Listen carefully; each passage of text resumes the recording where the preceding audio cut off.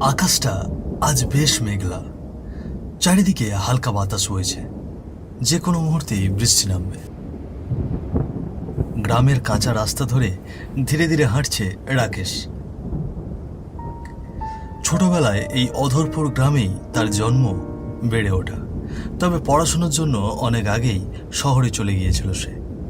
সেখানে পড়াশোনা শেষ করে আজ সে আবার ফিরেছে নিজের গ্রামে, একটা ব্যবসা শুরু করবে বলে। আকাশে তো বেশ মেঘ জমেছে, তাড়াতাড়ি বাড়ি পৌঁছতে হবে। কাল থেকেই সব কিছু শুরু করব। ভগবানের নামে যে উদ্দেশ্যে গ্রামে ফিরেছি তা সফল করবই। এই গ্রামে একটা বড় হোটেল দিতে চাই, যেখানে থাকবে ভালো মানের স্বাস্থ্যকর খাবার। হাঁটতে হাঁটতে রাকেশ পৌঁছে যায় হরিশ কাকার চায়ের দোকানে। দোকানের সামনের বেঞ্চিতে বসে আছে মুকেশ আর তার বাবা মহেন্দ্রনাথ। দোকানের ভেতরে চুলোর পাশে দাঁড়িয়ে হরিশ কাকা চা ঢালছেন গরম গ্লাসে। মুকেশ রাকেশের ছোটবেলার বন্ধু। তাদের সম্পর্ক শুধুই বন্ধুত্বের সীমায় বাঁধা নয়, তারা একে অপরকে ভাইয়ের মতোই ভাবত। শৈশবের সেই মধুর বন্ধন এখনো অটুট আছে। আরে রাকেশ, কবে এলি রে? কতদিন পর তোকে দেখছি। তা একবার তো জানালি না গ্রামে ফিরছিস। আগে জানালে তুই কি এমন খুশি হতিস রে? তা মহেন্দ্র কাকু, কেমন আছো গো তুমি? এই তো বাপু, ভগবানের কৃপায় ভালোই আছি। তুই হঠাৎ এই সময় শহর থেকে ফিরলি, কোনো খবরও দিলি না। কাকা, পড়াশোনা প্রায় শেষ, তাই ভাবলাম আর দেরি না করে গ্রামে ফিরে কিছু একটা শুরু করি। এই গ্রামে তো এখন ঠিকমতো ভালো খাবার হোটেল নেই। চাইছি একটা পরিষ্কার পরিচ্ছন্ন স্বাস্থ্যকর খাবারের ব্যবস্থা করতে, তাতে সবারই উপকার হবে। সেই ইচ্ছে থেকেই ফেরা আর কি। তা বেশ তো বাপু, ভালোই ভাবনা। তুই তো ছোটবেলা থেকেই পড়াশোনা সব কিছুতেই মুকেশের চেয়ে অনেকটা এগিয়ে। এই মুকেশকে নিয়ে আমার আর বিশেষ কোনো আশা নেই রে বাপু। না পড়াশোনায় কিছু করলো, না একটা পাকা ব্যবসা দাঁড় করাতে পারলো। নিজের বাবার মুখে এমন কথাগুলো শুনে মুকেশের মনে বেশ কষ্ট লাগলো। তবুও সে কিছু বলল না, চুপচাপ বসে রইল মাথা নিচু করে। মনের ভেতর যেন এক অদ্ভুত ভার জমেছিল, কিন্তু মুখ ফুটে কিছুই প্রকাশ করল না সে। পরদিন সন্ধ্যায় ঝমঝম করে মুষলধারে বৃষ্টি পড়ছে। বৃষ্টি ভেজা সেই বিকেলে শশীর মোড়ে রাকেশ খুলেছে একটি বড় খাবারের হোটেল। হোটেলটির মাথায় টাঙানো সাইনবোর্ডে বড় বড় করে লেখা, মামার বাড়ির রসিক ভোজন। দোকানের ভেতর ঠাসা ভিড়। বৃষ্টির আবহাওয়ায় ইলিশ মাছ ভাজা আর গরম খিচুড়ির গন্ধে মন ভরে যাচ্ছে সকলে। কেউ বেঞ্চিতে বসে, কেউ দাঁড়িয়ে। মনে হচ্ছে পুরো গ্রাম যেন এক ছাদের নিচে জমে উঠেছে। কি বাপু রাকেশ, বেচা কেনা তো দেখছি জমজমা। হোটেল খুলতেই যেন লোকের ঢল নেমেছে। হ্যাঁ গো কাকা, ভগবানের কৃপায় এখনো সব কিছু ভালো মতোই চলছে। আসুন কাকা, এই টেবিলেই বসুন। আপনার জন্য গরম গরম খিচুড়ি আর ইলিশ ভাজা নিয়ে আসি। না রে বাপু, আজ নয়। এদিক দিয়েই ফিরছিলাম, তাই একটু দেখে গেলাম। আর একদিন এসে নিশ্চয় খাবো। আজ আসি রে। কি গো বাবা, কোথা থেকে ফিরছো? কোথা থেকে ফিরছি সেটা জিজ্ঞেস না করে বরং তুই নিজের দিকে তাকা। দেখ, তোরই বন্ধু রাকেশ কিভাবে একটা পুরো হোটেল সামলাচ্ছে, নিজের পায়ে দাঁড়িয়েছে। আর তুই তোর দোকানে কাজের লোক হিসেবেও নিজেকে যোগ্য করে তুলতে পারিস না। ঠিক মতো কোনো কাজই তো করতে শিখলি না। বাবার মুখে এমন তাচ্ছিল্য ভরা কথা শুনে আবারও মুকেশের মন ভার হয়ে উঠল। অপমান, হীনমন্যতা আর একরকম অস্থির অনুভব যেন বুকের ভেতর দলা পাকিয়ে পড়ল। সে মুখ নিচু করে চুপচাপ দাঁড়িয়ে রইল কিছুক্ষণ। আমি একটু সামনে যাচ্ছি, আসি। এই কথা বলে মুকেশ আর একবারও পিছন ফিরে তাকালো না। নীরবে হাঁটতে হাঁটতে সোজা গিয়ে পৌঁছলো রাকেশের হোটেলে। কি রে মুকেশ, এতক্ষণে মনে পড়লো আসার কথা? আয় বস দেখি। তোর পছন্দের খিচুড়ি আর ইলিশ ভাজা হয়েছে। আজ আমার হোটেলে চল, একটু খেয়ে নে। না রে, খাবো না। ইলিশ ভাজা খাবি না? তোর তো এটা না খেলে চলেই না রে। কি হয়েছে রে, মনটা এত খারাপ লাগছে কেন বলতো? তোর তো দেখছি ভালোই ব্যবসা শুরু হয়েছে রে। ভাবছি আমিও তোর মতো একটা হোটেল দেব। আরে তোকে আবার আলাদা করে হোটেল দিতে হবে কেন? আমি তো এখনো দোকানে কর্মচারী নেইনি। তুই না হয় আমার হোটেলেই কাজ কর। বন্ধুর হোটেল, তোর জন্য তো জায়গা খালিই আছে। এই কথাটা ও বলে কি করে? আমি ওর দোকানে কাজ করব? আমি যে রাকেশকে ভাইয়ের মতো জেনে ছোটবেলা থেকে একসঙ্গে বড় হলাম, আজ সে শহর থেকে ফিরে গ্রামে এসে বড় হোটেল খুলে বসেছে, আর আমাকে বলছে ওর দোকানে কাজ করতে। কি হলো রে মুকেশ, এমনভাবে ফ্যাল ফ্যাল করে তাকিয়ে আছিস কেন? কিছুই যে বলছিস না? না রে, কিছু না, তুই থাক, আমি চললাম। মুকেশ চুপচাপ হোটেল থেকে বেরিয়ে গেল। তার ভেতরের অভিমান যেন আর আটকে রাখা গেল না। পেছন থেকে রাকেশ ডেকে উঠল, মুকেশ, এইভাবে চলে যাচ্ছিস কেন রে? আমি তোকে কষ্ট দিতে চাইনি রে। যেভাবে বলেছি হয়তো ভুল ছিল, কিন্তু ইচ্ছেটা তো খারাপ ছিল না। রাকেশের কণ্ঠে ছিল অনুশোচনার ঝাঁজ, কিন্তু মুকেশ সেই কণ্ঠ শুনলেও যেন শুনল না। একবারও পিছন ফিরে তাকালো না সে। বৃষ্টি স্নাত পথ ধরে একা হেঁটে গেল নীরবে, অথচ তার পদচারণায় যেন ফুটে উঠছিল এক অজানা বিদ্রোহের শব্দ। মুকেশ বসে আছে হরিশ কাকার চায়ের দোকানে। ধীরে ধীরে চায়ের চুমুক দিচ্ছে। দোকানের একপাশে হরিশ কাকা গরম কেটলির পাশে দাঁড়িয়ে আছেন। দোকানে টিম টিম করে জ্বলছে একখানা লণ্ঠন। আলোটা ঝাপসা করে চারপাশটা কেমন ধোঁয়াটে করে তুলেছে। বাইরের আকাশে ঘন কালো মেঘ জমে আছে। মাঝে মাঝে বিদ্যুৎ চমকে উঠছে। চারপাশটা নিস্তব্ধ, যেন কোনো অজানা অশনি সংকেত জানান দিচ্ছে। কি রে মুকেশ, তোদের তো ভাইয়ের মতো সম্পর্ক ছিল, একসাথে না থাকলে চলতোই না। আর রাকেশের শেষকৃত্যে তোকে দেখাই গেল না। এত কাছের বন্ধু, তবুও এলি না কেন রে? আহ কাকা, তেমন কিছু নয়। তাছাড়া সবাইকে তো একদিন না একদিন চলে যেতে হয়। ছাড়ো ওসব কথা। আকাশটা একেবারেই ভালো লাগছে না, যে কোনো সময় বৃষ্টি নামতে পারে। আমি আসি গো কাকা। চায়ের দোকান থেকে বেরিয়ে মুকেশ ধীরে ধীরে গ্রামের পথ ধরে হাঁটতে থাকে। কিছুক্ষণ পর সে পৌঁছায় এক পুকুর পাড়ে, যেখানে দাঁড়িয়ে আছে এক বিশাল পুরনো বট গাছ। হঠাৎই তার মনে হয় যেন কিছু একটা তার পেছন দিয়ে ছায়ার মতো সরে গেল। চমকে উঠে সে তৎক্ষণাৎ পিছন ফিরে তাকায়, কিন্তু আশপাশে কেউই ছিল না, শুধুই নিস্তব্ধতা। এইমাত্র যেন কারো দৌড়ানোর শব্দ পেলাম, মনে হলো কেউ আমার পেছন দিক থেকে ছুটে গেল যেন, কিন্তু এখানে তো কেউ নেই। তবে কি আমার অনুভবটি ভুল ছিল? মুকেশ ঘুরে সামনের দিকে তাকাতেই হঠাৎ বট গাছের দিক থেকে এক ঝাঁক অদ্ভুত পাখি ডানা ঝাপটে উড়ে গেল। এসব কি দেখছি আমি? এমন পাখি তো আগে কখনো দেখিনি। রাতও অনেক হয়ে গেছে। না না, আর দেরি করা যাবে না, তাড়াতাড়ি আমাকে বাড়ি ফিরতে হবে। মুকেশ দ্রুত হেঁটে যেতে লাগলো।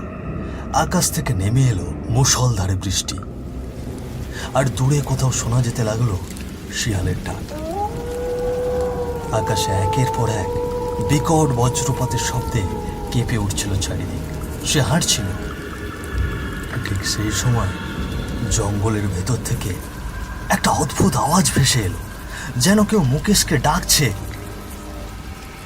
মুকেশ, দাঁড়া মুকেশ, কোথায় যাচ্ছিস? মুকেশ, মুকেশ।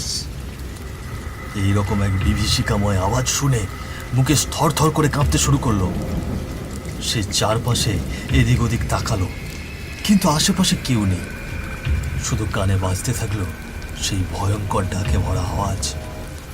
ওরে বাবা, আশেপাশে তো কেউ নেই। তবে তবে এই আওয়াজটা কোথা থেকে এলো?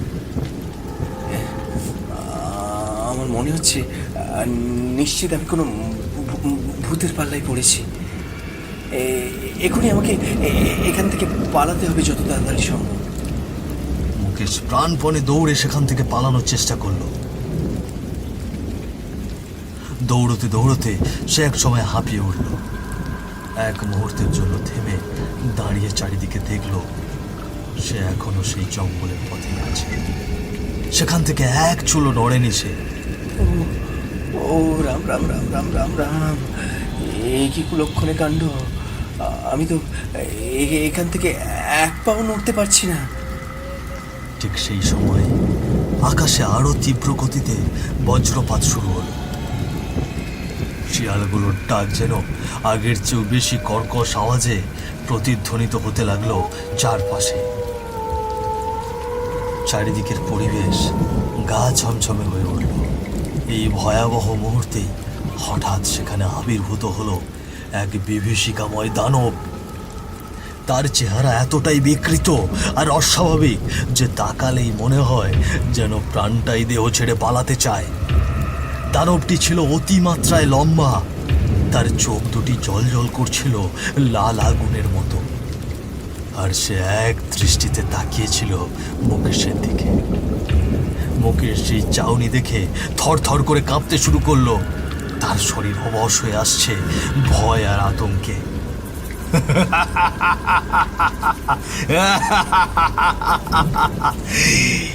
কি রে মুকেশ, আমাকে চিনতে পারছিস না?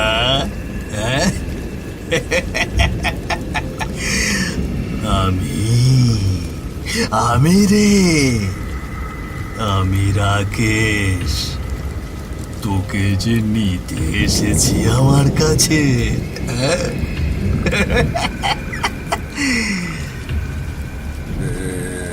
রাকেশ? কিন্তু হতে পারে না। তুই তো মরে গিয়েছিলি।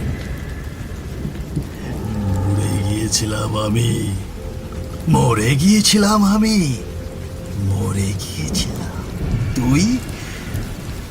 তুই আমার সাথে বন্ধুর নামে বিশ্বাসঘাতকতা করে আমাকে মেরে ফেলিস নে?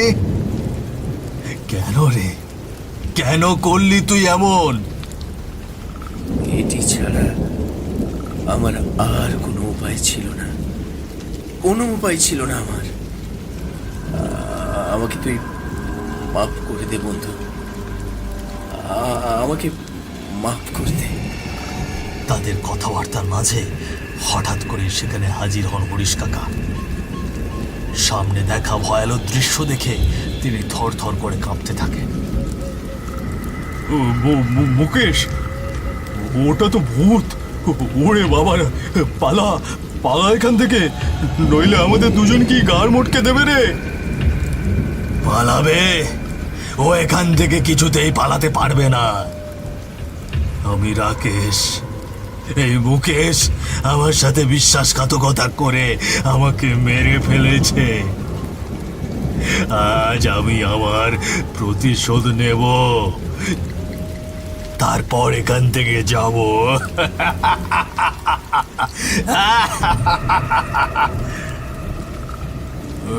রাকেশ, তুই? তোকে কেন মুকেশ মারতে যাবে? তোরা তো নিজের ভাইয়ের মতো ছিলি। কেন মারলো শুনবি? তবে শোন, সেই দিনটা ছিল এক বৃষ্টি মাখা রাত। চারিদিকে ঝমঝম করে মুষলধারে বৃষ্টি পড়ছিল। আমি তখন আমার দোকানে একা বসেছিলাম। ঠিক তখনই হঠাৎ করে শম্ভুনাথ বাবু এসে উপস্থিত হলেন আমার সামনে। কি বাবা রাকেশ, কেমন চলছে তোমার দিনকাল? এই তো কাকা, বেশ ভালোই। তা আপনি এই সময় আমার হোটেলে কিছু দরকার ছিল? আসলে বাবা, আমি তোমার সঙ্গে একটু কথা বলতে এসেছি। তোমার তো এই পৃথিবীতে বাবা মা কেউ নেই। ছোটবেলা থেকে পিসির কাছেই মানুষ হয়েছে তুমি। তারপর শহরে চলে গেলে পড়াশুনো করতে। হ্যাঁ কাকা, তারপর বলুন না কি কথা। ব্যাপারটা হলো ওই আমার মেয়েটা তো এখন বেশ বড় হয়ে গেছে তো, ওর বিয়ের বয়সও হয়ে এসেছে। তাই আমি ভাবছিলুম মানে মানে মানে তুমি তো বুঝতেই পারছো বাবা, আমি আমি কি বলতে চাইছি তোমাকে। আরে কাকা, কাকা যে পায়েলের কথা বলছে সে তো আমারও মনে ছিল। আমি নিজেই তো ভাবছিলাম ওকে বলবো, কিন্তু সময়ই পাচ্ছিলাম না, আর সাহসও করে উঠতে পারিনি। আর আজ কাকা নিজে থেকেই আমায় বলছে। কি হলো বাবা, চুপ করে গেলে কেন? কিছু বলছো না যে? কাকা, তোমার যেটা ভালো মনে হয় তাই করো, এতে আমার কোনো আপত্তি নেই। আমি জানতাম বাবা, তোমার পক্ষ থেকে কোনো আপত্তি থাকবে না। আচ্ছা আমি এবার যাই। এই খবরটা যে বাড়িতেও কি জানাতে হবে। হ্যাঁ, কিছুক্ষণ পর মুকেশ ছাতা হাতে হোটেলে এসে পৌঁছয়। চারিদিক তখনও ভিজে আছে টানা বৃষ্টিতে। ঝমঝম শব্দে বৃষ্টি পড়ছে। রাত অনেকটা গড়িয়ে গেছে। হোটেলের ভেতরে আর কেউ নেই, চারপাশ নিস্তব্ধ। আরে মুকেশ, এইদিকে আয়, তোকে একটা দারুণ খবর দেওয়ার আছে। আজ আমি ভীষণ খুশি। তা তো বুঝলাম, কিন্তু এমন খুশির কারণটা তো বল, কি এমন হলো? আরে মুকেশ, আমি যে আমার পায়েলকে পেয়ে যাচ্ছি রে, ভাবতেই পারছি না। ভাবতে পারছিস কেমন আনন্দ লাগছে? খুশিতে যেন নাচতে ইচ্ছে করছে রে। ওর বাবার স্বয়ং এসে বিয়ের কথা বলে গেছেন আমার সঙ্গে। শেষমেশ তুই তাকেও ছাড়লি না, আমার আমার পায়েলকেও তুই কেড়ে নিলি। আমি তো ছোটবেলা থেকেই ওকে পছন্দ করি।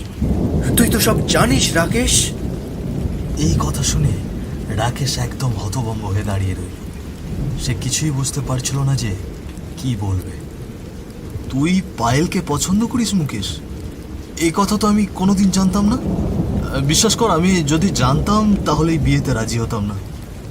তুই ভুল বুঝিস না আমায়। আমি তোকে কষ্ট দিতে চাইনি, আমি সত্যি তোকে কষ্ট দিতে চাইনি।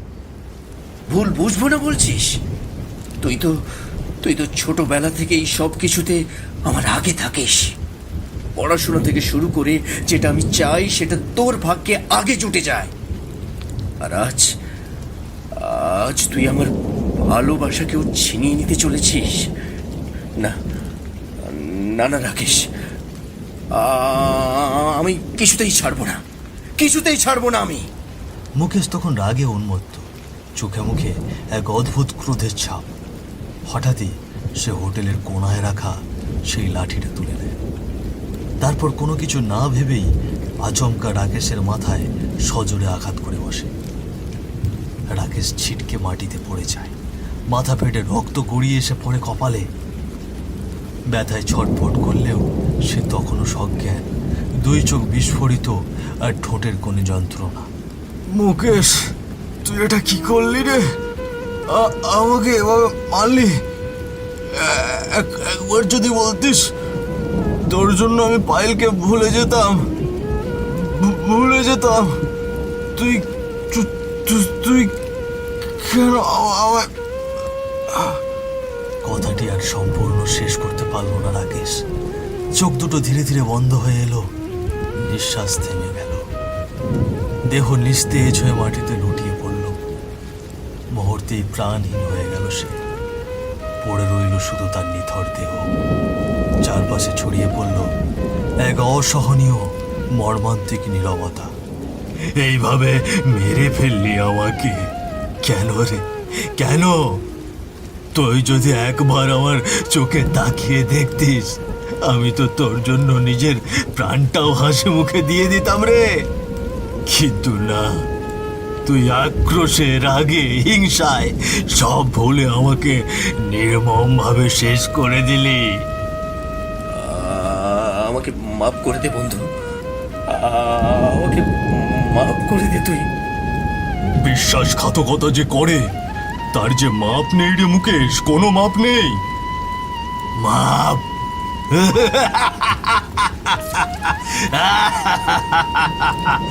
কাকা, তুমি আফসোস করো না।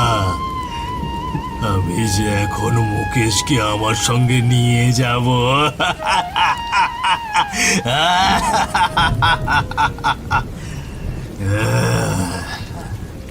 দানবটি ধীরে ধীরে লম্বা হাত বাড়িয়ে দিল মুকেশের গলার দিকে। এক ঝটকায় তার ঘাড়টা মটকে দিল।